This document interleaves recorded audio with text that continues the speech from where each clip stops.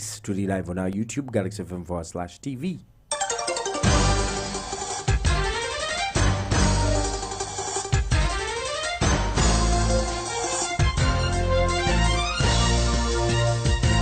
We are coming to you live okuvana okuchikumika muzebiri Galaxy FM. This is not usual bulletin. It's a discussion of the stories we have that are happening around the country. Pam, yeah. Where do we start from? Let's get started with Inspector General Police. Yes. Just here near Mukono General Hospital. There's been claims of extortion. Actually, early this week, I think it was Monday, when the Mukono Municipality Member of Parliament, Namboze, was threatened to hold a procession, to go to the hospital, to protest extortion. Yes. Most of the patients have been complaining that the doctors there are charging them between 100k to 300k for all major surgeries, and they are charging 400 to 1 million for C-section. That is pregnant mothers who are undergoing C-section. So that protest was foiled by police. But since then, the IGG has taken on. Betty Olive Kamia, who is the IGG, says that it is the right of every Ugandan to seek free medical attention from any government facility. Yeah. So she was talking about it, yes, and saying that they have taken on this case at Mukono General Hospital. But some of the patients, some of them have come out to say, there's one called Patricia Ankunda, who's a caretaker. She says a patient paid 480k. Sharon Chisache says she paid 280k. Another one paid 600k at the surgeon's office. Yeah.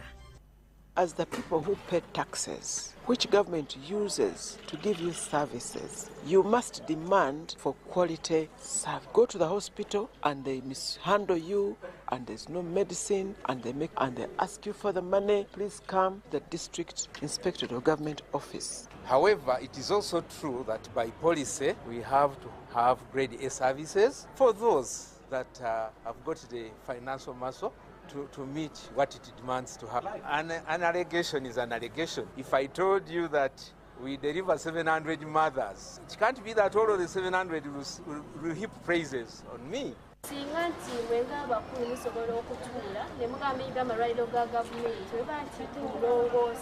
Maybe let's use this amount of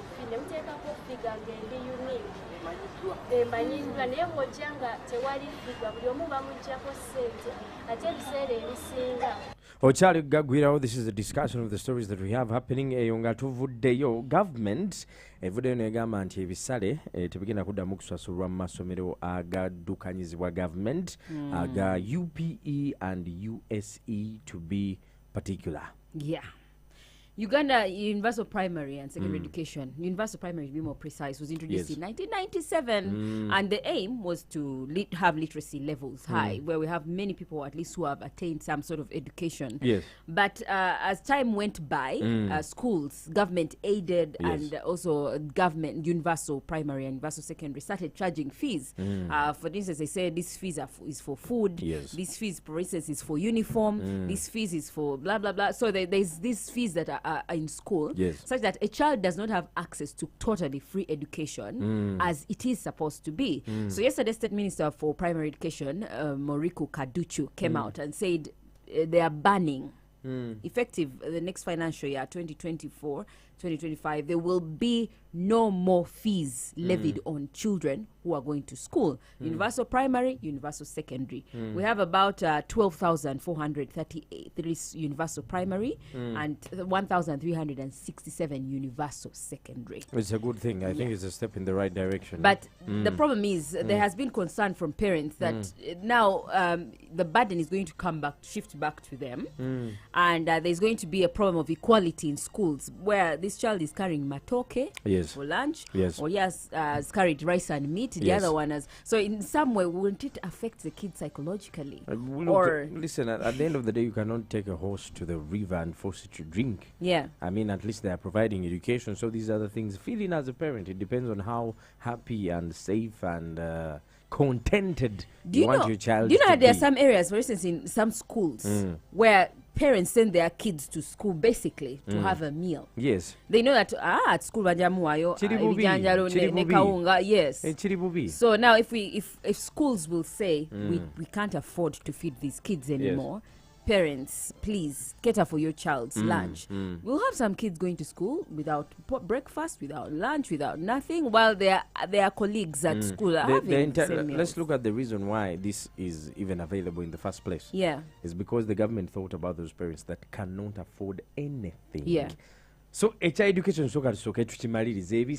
I mean, if you buy your child a shoe of 100k, it doesn't mean that I'm also supposed to buy my child a shoe for 100k. Maybe I afford one for 2,000, 5k. You get. You see, that's why we have uniforms at school, to make it uniform for every child. The to feel like we are all the need same. of education has been met. Yeah. Remember when you used to go to school? Some kids used to come with pocket money of 300k, 100k, 50k, some 1 million. Some used to go in the village and sell calves or yana.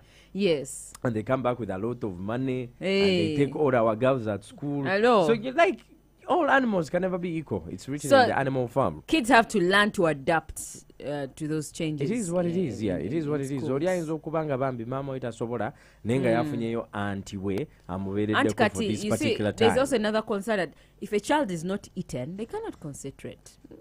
If a child is not what? If a child has not eaten, I mean, even you when you're hungry and someone is coming telling you something, you know the level of concentration cannot be. I had something absolutely different. Let's cross over to Wakiso, where police has recovered 2 stolen cars and the suspects have been arrested. Yeah, police has arrested several suspects. This was an operation that was carried out yesterday in Wakiso. They recovered 2 cars and they are being held currently at Kasangati police station, and some suspects have been arrested. Police, according to police, they're saying this is a major breakthrough in terms of catching these car thieves, because there's been a racket of people who have been stealing cars, taking people's cars, and disappearing with them. So when they managed to get these 2 cars, a Toyota Sienna and another Sienta. Yes. A Toyota Sienta and other car. They also managed to arrest 1 suspect, and then the suspect was able to bust out another colleague of his who is a mechanic at Kalerwe. Apparently, this is how they work together. This one is a mechanic, then deals with the other one, and that's how the cars are stolen. Behavior no ngatuumba Uganda to start screening for Marburg, as 1 patient has been confirmed across the border with Tanzania.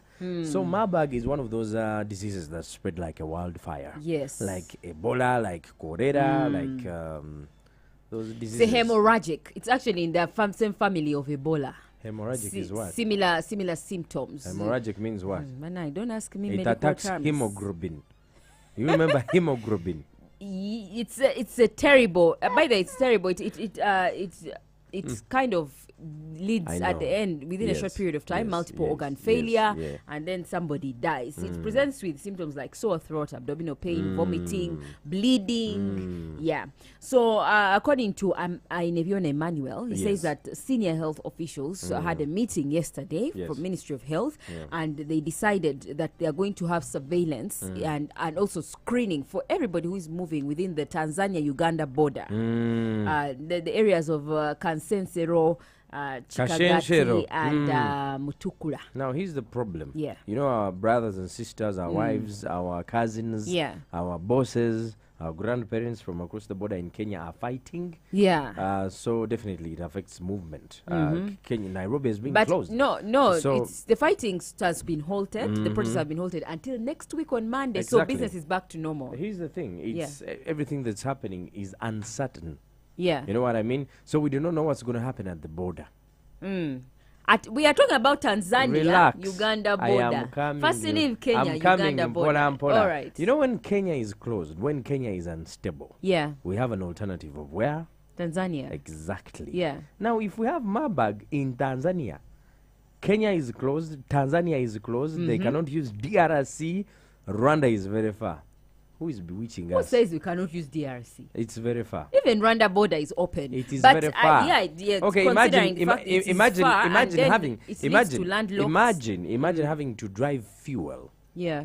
From Kenya through TZ round Can you imagine? Impossible. It is no, impossible, but they have yeah. not closed the border between Tanzania and Uganda. We They're hope just it doesn't saying, get to that. They're just saying we are screening because actually the situation in Tanzania is more serious than we think. Yes. Because 161 people have been held. 5 people have died ever since that one confirmed case. Yes. 5 people have died, including a health worker, and all of these presented with those symptoms. Can you imagine?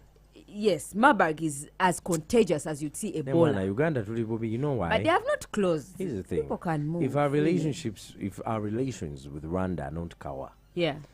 we have Marburg. Who says they're not? I'm saying, I Ebola said, was- look, listen, I said if. Pam, I'm Okay. not saying they are not. Okay. I said if. You Okay, understand? yeah. If they are not cover. And then we have Marburg Yeah. in TZ. Yeah. And then Kenyans are unpredictable. You don't know what Agwan. Yeah. Anytime anything can happen. And the border is also not, extremely free. DRC, where do we go? We fly. No, but we shouldn't imagine the worst. We shouldn't imagine the worst. I think the situation is still okay because our Kenyan brothers probably by Monday they will have changed their minds and they will not protest again. But we see business back to normal because if it is, I hope so. Yeah. But before I release you, have you understood what hemoglobin is? Hemoglobin is something to do with blood. Hemoglobin. Blood. When I meet you again today, I expect you to give me a full report about hemoglobin. Freshest of all time.